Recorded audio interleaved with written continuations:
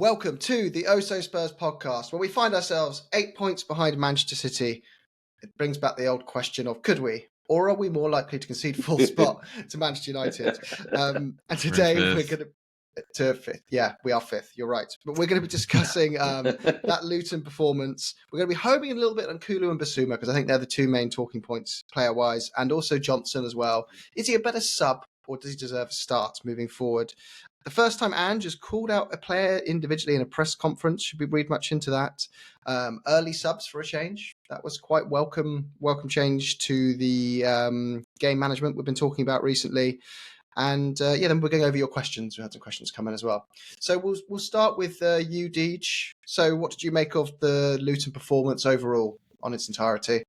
You look at the numbers, you watch the game, we should have won that 4-5-1 if we concede the one. Luton, outside of the first 3 minutes, had nothing where I was even slightly concerned that they would put a second past us. We were completely suffocating for the entirety of the game. Son hit both posts. The ball, we had one of those where a micrometer of the ball was touching the line off before their goal line clearance. We had 2 goal line clearances by non-keepers. It was like in a just world, we win that game comfortably, and none of these talking points are really going on because everyone's like, "Wow, we won 4-1. Ange ball is truly here to stay." We had 4 xG almost, if I recall correctly. That is not 3.5. Yeah, that is not the xG of a team that scores 2 goals on a normal day.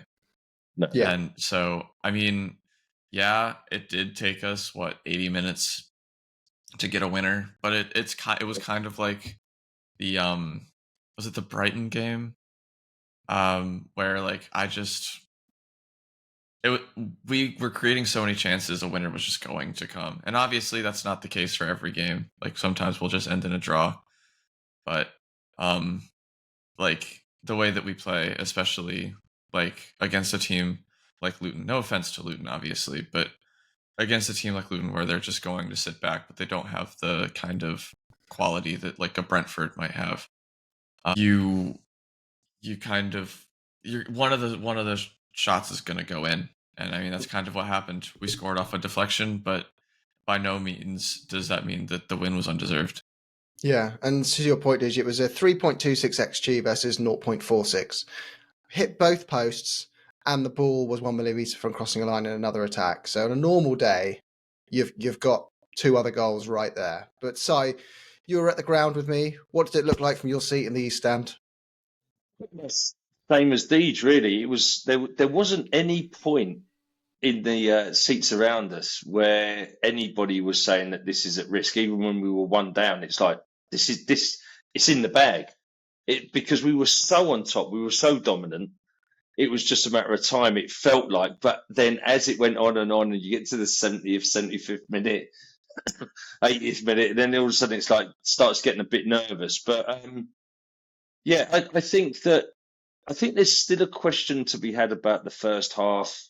I think we were more aggressive in the first half this game than we have been in previous games. And to DJ's point, we should have been 1 or 2 up by half time quite comfortably.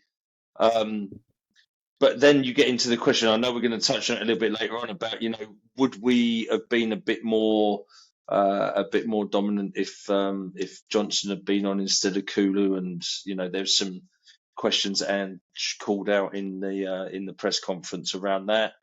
But all round, the 2-1 was a 4-1 really in any other score, wasn't it? In any other game, we absolutely dominated. I think our XG went from 0.5 to nearly 0.7 in that one session where we had 3 shots on goal that were cleared off the line in succession. Well.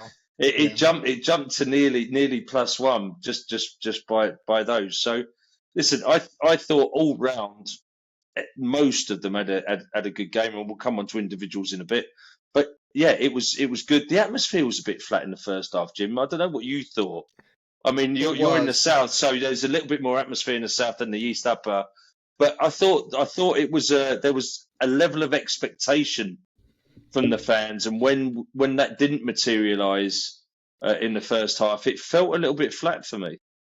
Yeah, there's a mixture of reasons, I think, though. That before the game, there was there was protests about the senior concessions getting taken away. Yeah. And we won't go into whether that's right, wrong, good, bad, whatever, all that stuff. We're not going to dive into that now. But that did result in a group of fans, bringing a bit of that kind of atmosphere and keeping an eye on the clock as to when that was going to happen. I think that's a very minor impact, though. I think there's also there's this weird entitlement that we have, and someone mentioned it on the comment section on our YouTube pod, is an Australian supporter who follows Ange more than Spurs, right? So we kind of follow them. It's like, first time ever I've seen a fan base just lose their cool after 45 minutes of football every week, unless you're absolutely blowing teams away. And you think we're 7 points behind Man City. How many points behind them are we?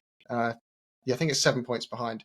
But we are 7 points behind a team that has arguably the best manager ever in the history of football. That's debate, but he's definitely in that conversation, with a wage budget, and this was announced today on the books for Man City, which is over double ours, over double they can spend on players.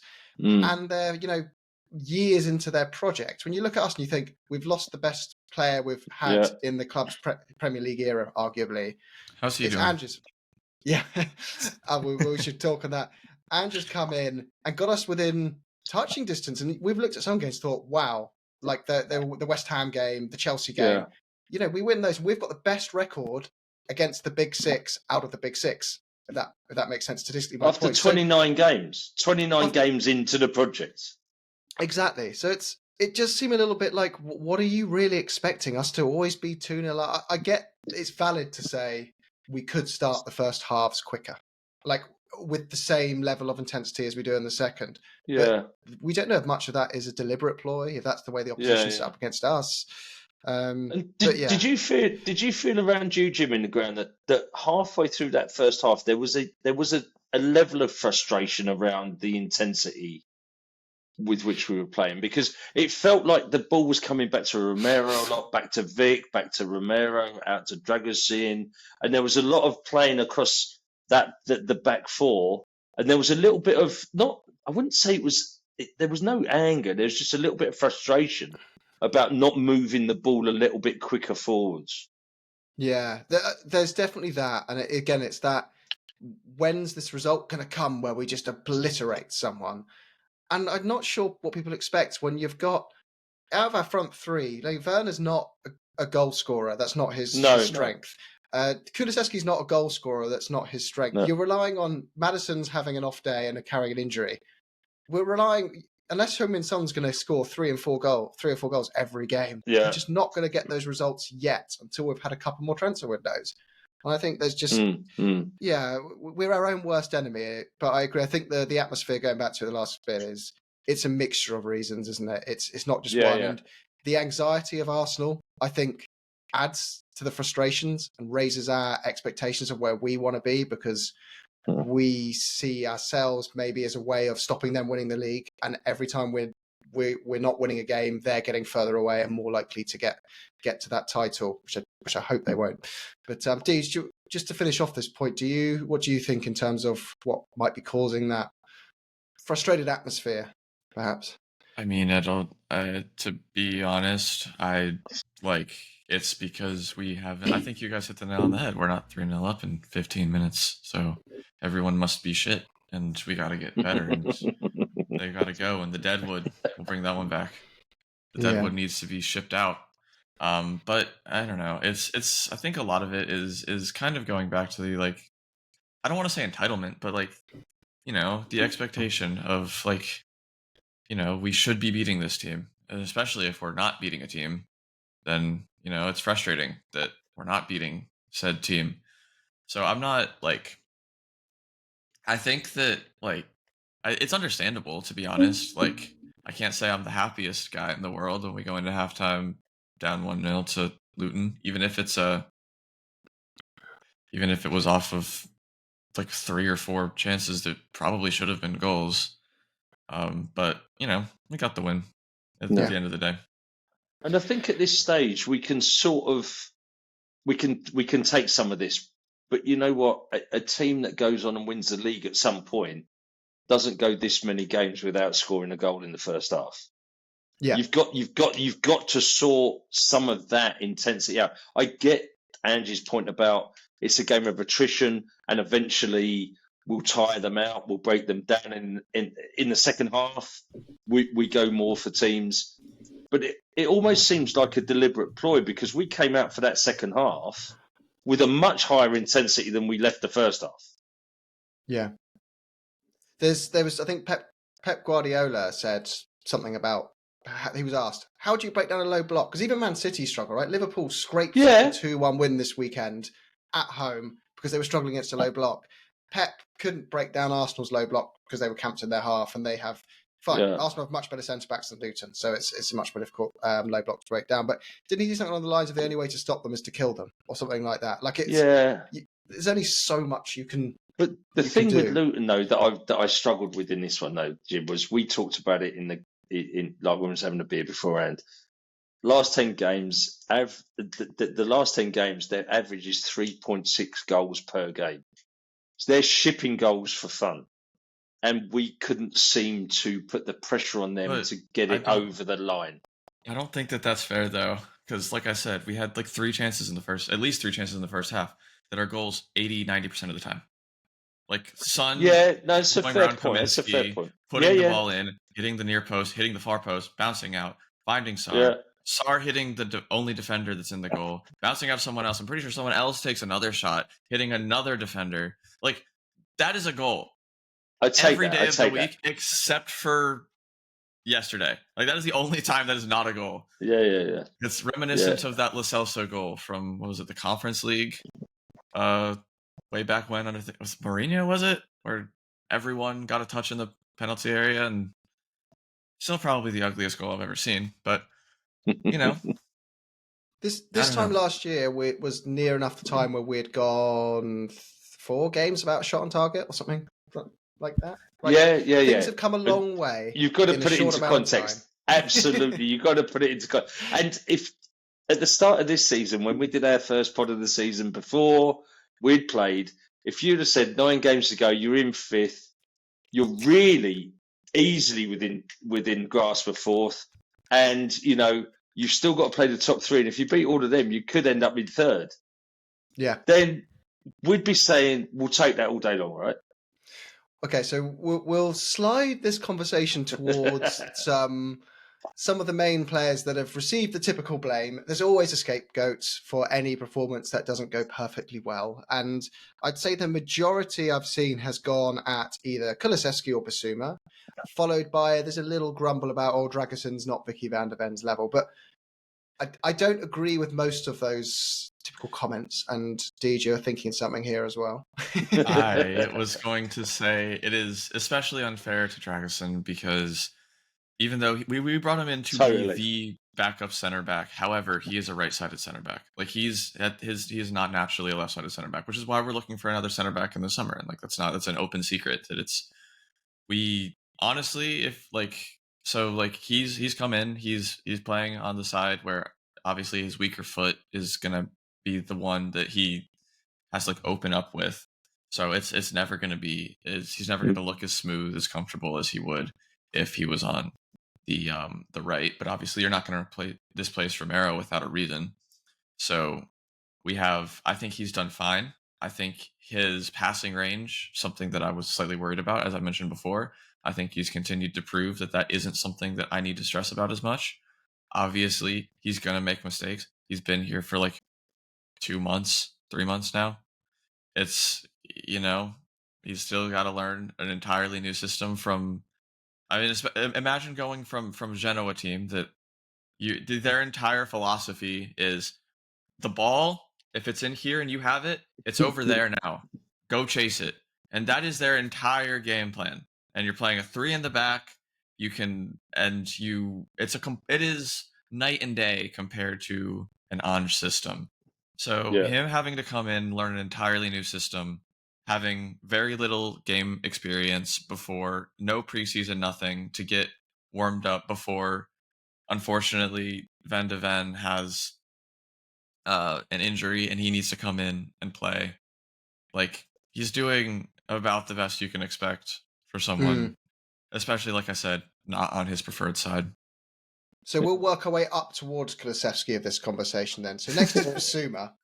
And this links to the Dragosin point, right? Because someone made a very good point that when Porro marauds up the right or inverts, like they're supposed to do in their roles, Sarr has been very good at slotting in and covering that space. And as a result, that also helps Romero as a right-sided centre-back. Whereas on the left, Bissouma hasn't been quite as strong at that. And therefore, he doesn't just leave... Van der Ven's played that role, Jim. He has, but he's also being asked to do a lot more of those last-ditch kind of tackles and put in these awkward situations to move out of position to cover when you've got your left wing-back bombing it up the pitch and then that player who's meant to be dropping in isn't there or is easily skipped past. But do you think the Bissouma criticism was fair, Si, or do you think it's a bit harsh? I think it's a bit harsh. I think he's getting criticism for a bad decision early on in the game that allowed Townsend to skip past him. It was a bad decision. He decided to make the tackle and missed it, and he should have jockeyed him. He could have shown him the outside for longer than he did. So you question the decision there, but overall, I don't think he had a bad game. I think he's been singled out for the criticism because of that particular incident. And overall, I thought he had a reasonably decent game. I don't think there was anything else that he did that was particularly negative. And I think coming back to the point that you were talking about there is Van der Ven is the cover for Udogie when he's playing, and Sarr drops for Porro, and that then allows Romero to be that free centre half to play to be the Alderweireld centre half, if you like, that can take the ball and then be a little bit of a sort of a sweeper playmaker. So without Van der Ven is such a key for us there because of his pace and because of the way that he can cover that left side. We look so much stronger with it, and Bissouma is a little bit weaker at that than Sarr is, I think. Bissouma's better at progressing the ball with his feet, I think, and I think it's a little bit unfair that he's been singled out for that criticism based on that mistake, that one mistake that I think, that one obvious mistake that he made at the weekend. I'm not sure, but but I also get the point that he doesn't seem to be the player that he was for the first 10 games of the season. I think that it's that he's a victim of circumstance in a way, because you say, okay, Tottenham scored 2 goals against Luton Town. It is the end of the world. Everything is crashing down. Ange is a fraud. Everything is terrible. So, who do we blame for this? Okay, let's look at our backline. Okay, I know Udogie's really good. I know Romero's really good. He didn't even get a card, so can't blame him for that this time. Okay, Porro, really good. Also, a defender in the loosest sense of the word. Dragosin, you haven't been here for that long. It must be your fault. Okay, let's go to the midfield. Madison, I love Madison. He's my favorite player. Sarr's beautiful. I love him. He's so good at everything. Can't be him. Bissouma, you've had a couple bad games. You had a red card. You had a while out of the team for the African Cup of Nations. It must be your fault. You're the reason that we've only scored 2. Okay, let's go up to the front. Son can do no wrong because he scored. If he didn't score, Son would probably be getting pelters right now because that's kind of how it works. Werner's a known quantity. He did exactly what we expected Timo Werner to do today, more or less. Kulusevski, you're weird, but then you got replaced by Johnsson, and Johnsson had a really good game. So it must have been that you had a bad game, and you're the reason we didn't score more in the first half. So, I think that all of the players that we've had are victims of circumstance because, you look at the team and our squad is so strong now that if you're not someone who's immediately in favor with the fan base, you're going to be out of favor. So, especially Kulusevski, I think is the least of the 3 that's out of favor. But I also think that he was a slightly different victim because, Johnsson had such a good performance in the second half that if you're looking at the comparative, if you're looking at it comparatively, you're like, oh wow, Brennan Johnsson must be way better than Kulusevski, even though I don't know if that's a fair comparison to make. We're working I think there's go on. Sorry, Jim, go. I would say before we work our way up to that front 3, I just want to do 2 special mentions because I know where we're going next is Johnsson Kulusevski conversation, and was that a Kulusevski mistake, etc., etc. Sarr, because he's beautiful, like you said, Deej, and he can't do any wrong, despite having a really bad last game, by the way. But he was very gorgeous, good. I thought he made these 2 or 3 moments of these most gorgeous flicks and passes. We just had that glimpses of a player. You're like, yeah, you're going to be really, really good one day, aren't you? And then another little shout out is to Lo Celso, who I thought when he came on had a great game when he came on. Was very good. But let's go up to that final front three finally. So you wanted to start that, go on. So I think Kulusevski's been a little bit unlucky as well, because I think the focus has been put on him because Ange called out the tactical change that he made, and people have jumped on it as if it's a Kulusevski issue, whereas I think actually it was probably a shape issue that Ange could have looked at beforehand. Listen, Kulusevski cuts in on that left foot every single time, right? When does he ever go to the byline and cross with his right? He just doesn't. The best that he does is he cuts into the byline and flicks it back with his left. And the fact that Werner was getting some purchase on the left hand side, and then we stretched the game much wider in the second half with Johnsson on the right hand side was not. It's not that much of a surprise, right? And then you get into the question on the Johnsson Kulusevski debate about whether Johnsson should start, or is he more effective coming on when the fullbacks are the attritional effect of our play in the first half then allows the game to open up in the second half, and Johnsson then is way more effective when the fullbacks are a little bit more tired. It's a debate, isn't it? You can't really have that argument, because you chuck him in next time, he doesn't have that much effect from the get go, and then all of a sudden it's like, well, he's not as effective as what he is when he comes on as a sub. So I don't know. I thought he had a great game when he came on. By the way, don't get me wrong, he was absolutely superb, and I think he deserves a start against West Ham. But West Ham's a different prospect to Luton. Luton were more open than West Ham are ever going to be with us, and I don't know whether he'll be effective from the first minute as he was at coming at half time against Luton. I don't know. Deej, do you agree? I think that there is certainly an argument to be made that Brennan Johnsson is kind of the ultimate super sub. I mean, in the Premier League, I don't think that there's. I think I saw the other day that there hasn't been a substitute that's had more direct goal involvements than Brennan Johnsson. I think he's got 2 and 4 off the bench. So in that sense, yes, he is like definitionally the ultimate super sub. I think that I do see the point, especially the thing is like, I think Brennan Johnsson is better against teams that don't sit as low. Yeah. Because that means you can get in behind and then use the right foot to immediately cross it, instead of like something like Kulusevski where you have to cut back and do it off the left. But against teams that sit in a low block, I still completely understand why you would start someone like Kulusevski, because like you're generally not going to be able to get behind that low block anyway. So like cutting back in, it doesn't matter as much, because there's there's already going to be 2 or 3 people there. So we'll add this to the comment section. Should Kulusevski be starting against West Ham, or should it be Johnsson starting West Ham? Is Johnsson just a really impactful sub and we keep it that way?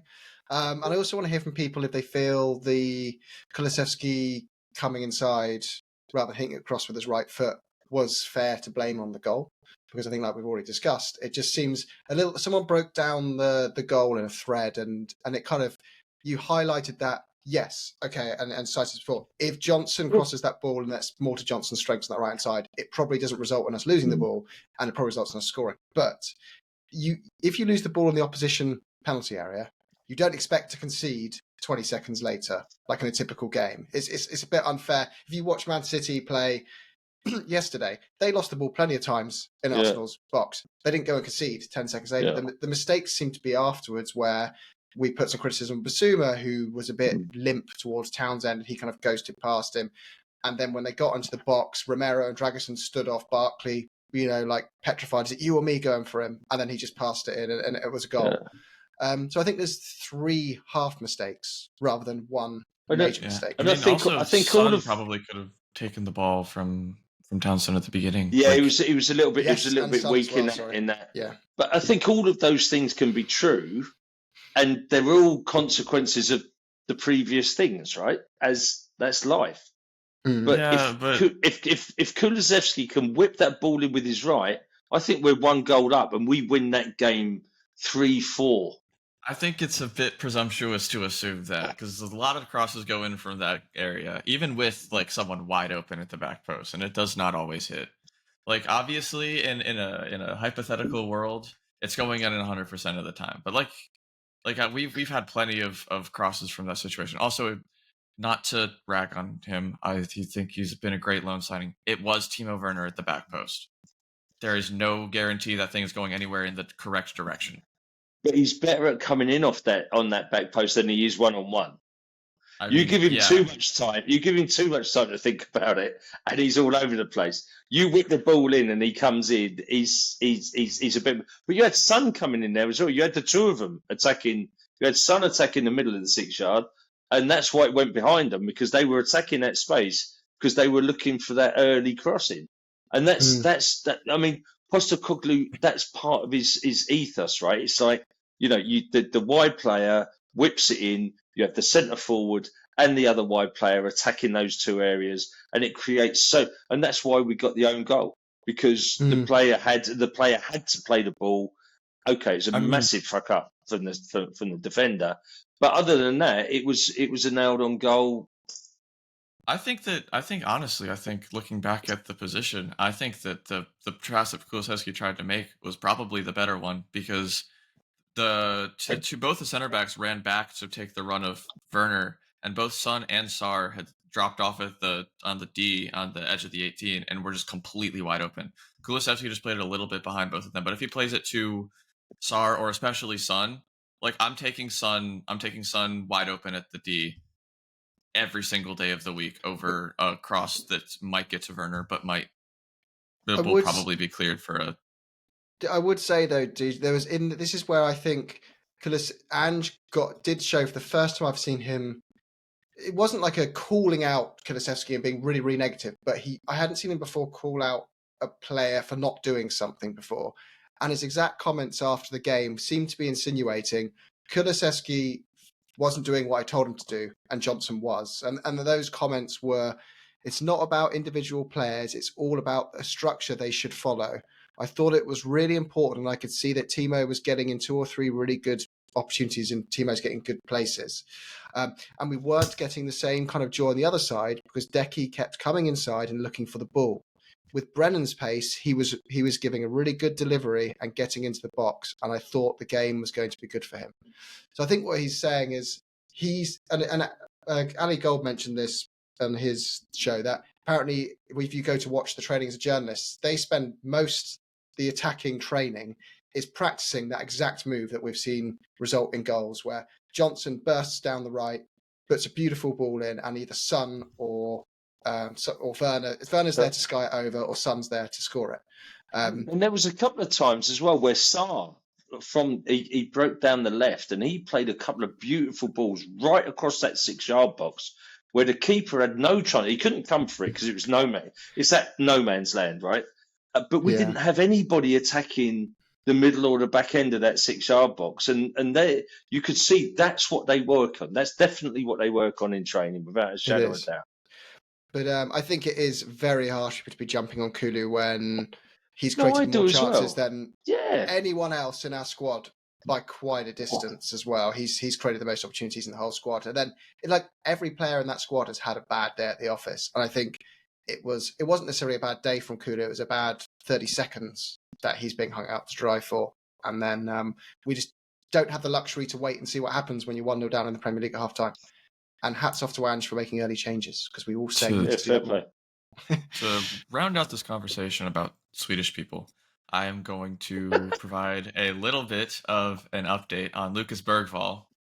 I'm not. Go on. So just to let the people know, for people who don't follow the Swedish league, the I'm not even going to try to pronounce it. I would be canceled instantly. But he has 4 goals and 4 assists in his last 6 games. That kid is incredible. He is brilliant. He is, man. If you I'm sure people have highlights of him pop up on their Twitter from time to time, but go watch basically any of the last 6 or so matches. Go find the highlights. You'll see him over and over and over again. He is, man, if he keeps getting better, I think there's a serious player there. It's exciting. Looking forward to it. Well, we'll do that. We'll try put it up. We've got an account where we can download these videos of specific players and games. So we'll try get some feed of that on our Twitter page. If you want to follow us on OSO Spurs on there. So we've got some questions we need to jump onto, guys. I'm going to start with Chang, who did come on the podcast. Hey, Chang. But due to technical difficulty from our house grandfather and Johnny, we were unable to upload the video successfully. So we'll have Chang back on to re-record at some point. But he said, did the narrow 2-1 result flatter to deceive on paper despite the missed clear-cut chances in front of goal, the goal line clearance and ability to convert our own goals, deflection and an own goal by the opposition? And is Big Ange showing signs of maturity with early subs? But I was going to pass it on to you guys, but I think we've kind of answered it, haven't we? In quite a bit of depth. Yeah, I think so. I mean, if you're Luton and you are offered the XG that we created, if you are shown a video of the chances that we had that didn't go in, and you are told that you only lose this game 2-1, you take that. You shake whoever's offering that hand and that deal until their hand falls off. We played a blinder. We didn't, obviously, probably not our best game of the season. Obviously, we won 2-1, but in terms of chances created, it was certainly up there. Far better than our first performance against Luton. To cast us back to that. Well, we finished with 11, so that was good. I've got another question. This is from Richard Poole at Top Div on Twitter. Top Div, come on. Top Div. If you've booed your team off at half-time despite them playing okay, should you really be singing the manager's name 6 minutes into the second half? No. Don't boo your team off.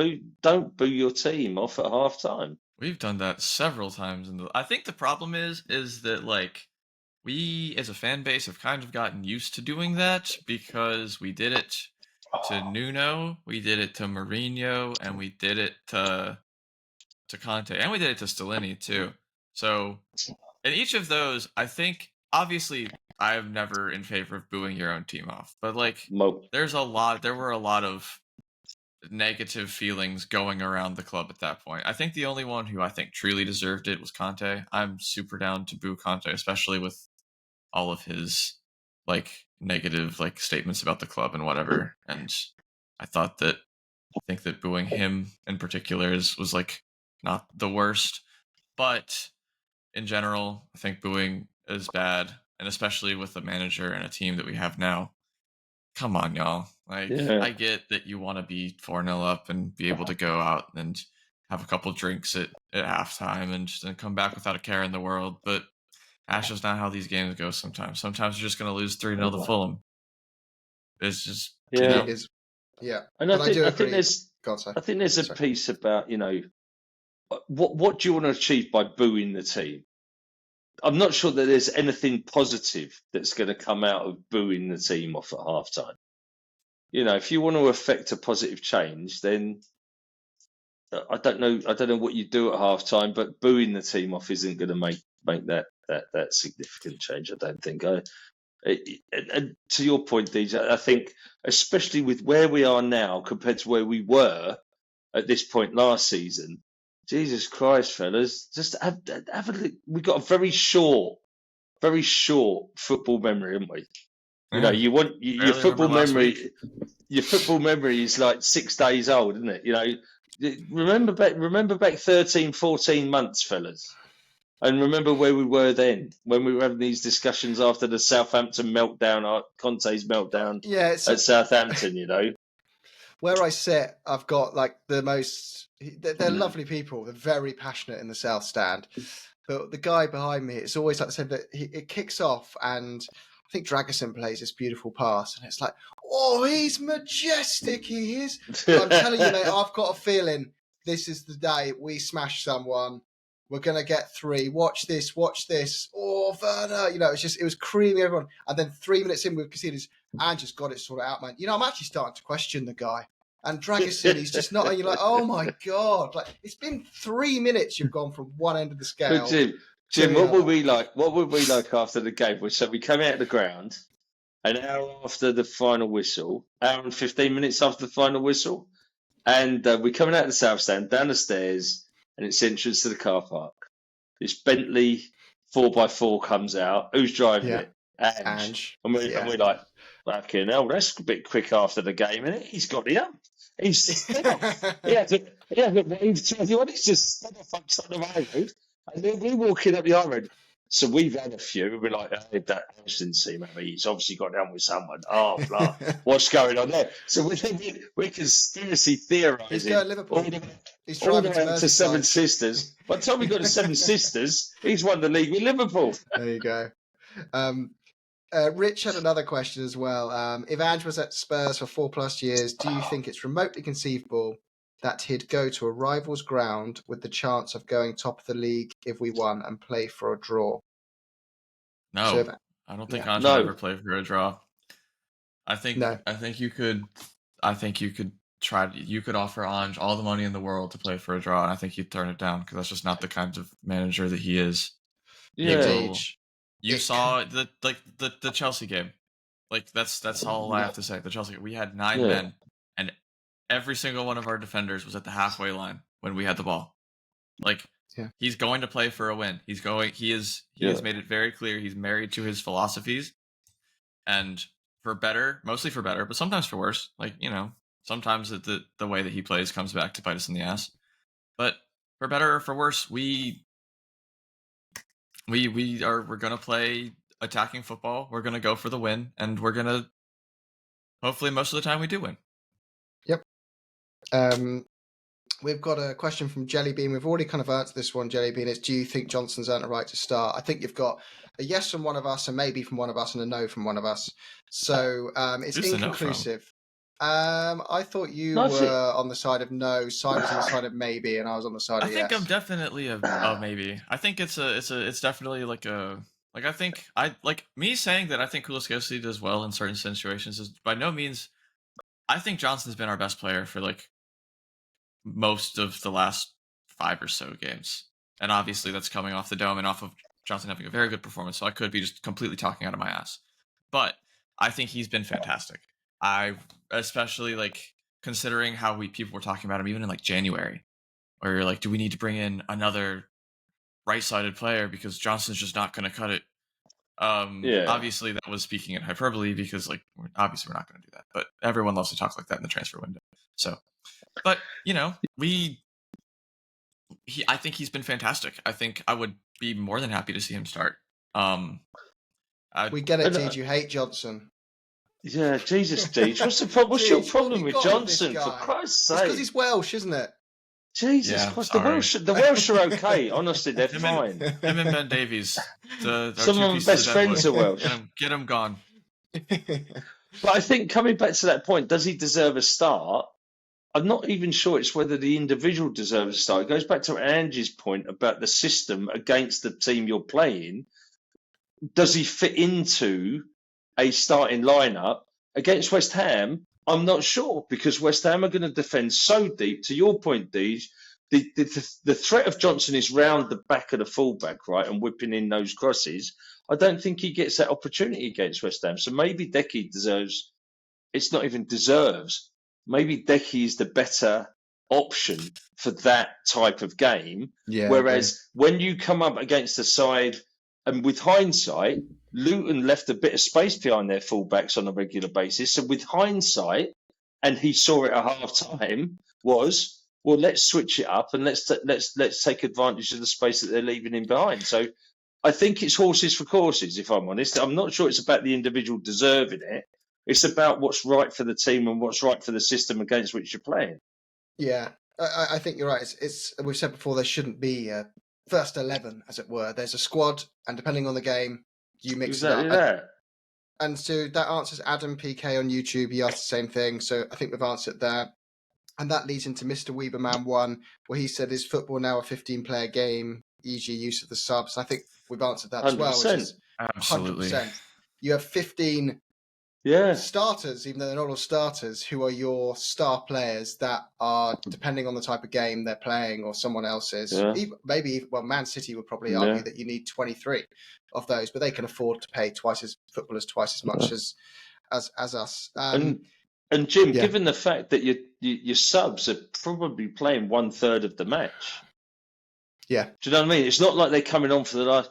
Largely, they're not coming on for the last 5 minutes. They're playing.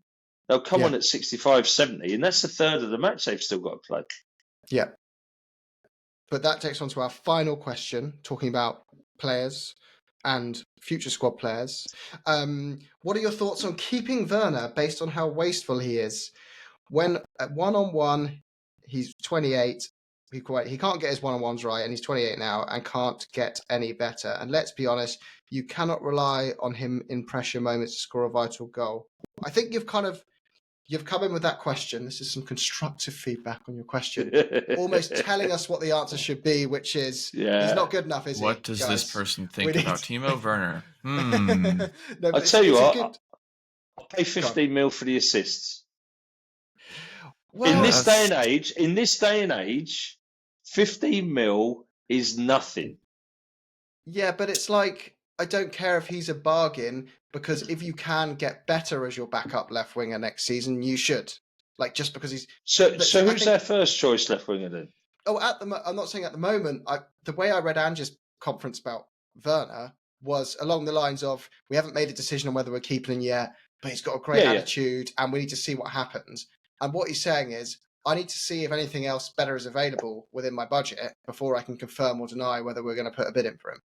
And I think those, and that's fair enough. Fantastic backup option. I think he's a fantastic plan B, fantastic plan C. Do I want him to be starting week in, week out? Probably not. Long term. He's done more than okay for us so far. Yeah. And if we do end up triggering the release clause, is what what we say? What was it, like 14? 15 mil. 15 mil? 15 mil? 15 mil. So, 15 million euros, yeah. That's like Sai said, that's nothing in today's footballing economy. But 9 games, 4 goal involvements. Yeah, that's pretty decent from a winger. For 15 mil. For 15 mil. And but also, like Jim said, I think that I have a feeling that the thinking is pretty similar to what I think everyone's kind of thinking right now. It's like we go out, especially because of based on what we've done in the past windows. It seems like Ange likes to get his deals done early, which probably is sending Levy into a spiral. Damn, we haven't talked about him in a while on a podcast. We don't do that here. That's crazy. Fingers on lips, DJ. Fingers on lips. But I think that we're probably getting our shortlist out, sending out the feelers, trying to figure out where the players that we want are be available from, and if we can't find anybody that's reasonably priced and is enough of an upgrade over Werner, then we just trigger the Werner and we keep looking. I just wonder with Werner, if he was here for a whole season, and if you extrapolate out the games versus goal involvements, and he had 8 goals and 8 assists in the season, you go, yeah, that's not so bad. 8 goals from a left winger, 8 assists from a left winger. We'll take that, surely. Yeah. For 15 million. What would we pay for Johnsson? And he's probably, similar sort of level at the moment. That's the thing, is like, Timo Werner may not be the most technically gifted footballer, but he is very good at one thing, and that's being faster than you. And that is, like, priority number 1 for an Ange winger. So, like... And he stretches the game. Honestly, even if we do find a better left winger, I would not be opposed to bringing him in. If we can get the wages on, like, a reasonable level, I think that's really the main thing. Is, like, if his wages are are agreeable to Tottenham Hotspur. I see no reason why we can't bring him in as a backup option, especially as Son is more or less morphing into our full-time center forward. And I think where we are on our journey in this project, the team development at the moment, I think for 15 million, I don't think you can go far wrong, even if you just have him for one more season. I think he gives you something really solid on that left-hand side, and he's an upgrade on Perisic. And if Richie becomes more that number 9, and Son becomes more your first choice left-hand side, and Werner's your backup left-hand side, that's not a bad backup to come on. If you take Richie off, Son goes to the middle, Werner comes up the left-hand side with that pace, when teams are tiring, listen, that gives you another option, doesn't it? I think we didn't buy him to score goals. Honestly, we didn't buy him to score goals, did we? Because we see at Chelsea, he didn't score one-on-one goals. No. But, so I've got to jump because I'm going on the live show at the Cheese Room shortly. So if you want to go check that out, guys, see me, listen all over again. Oh, hello. But I did want to wrap up on some points I'd hope to have more time to discuss. And just to drop this in, Son is chasing down the Golden Boot. I think that's going unnoticed. He's only 3 goals behind Haaland. No, we shouldn't buy Jack Grealish, because I know that'll be in the comments section. No, we should not buy Jack Grealish. No, we should not buy Jack Grealish. He's a nightmare. But that will be in the comments. I don't know if anyone saw the... He's a vibes merchant, but we have enough of those. Yeah. I mean, listen, I love his calves, obviously. We've touched on this numerous times on the pod. He's got lovely calves, but I don't want to see those calves at Tottenham. No, there you go. We missed that boat. It was something maybe obviously as of yesterday. But we'll finish with Up the Spurs, and we'll be back on hopefully for a midweek preview at some point, and then again on the Sunday and the Monday after the game. So Up the Spurs. Go Spurs! Come on, you Spurs.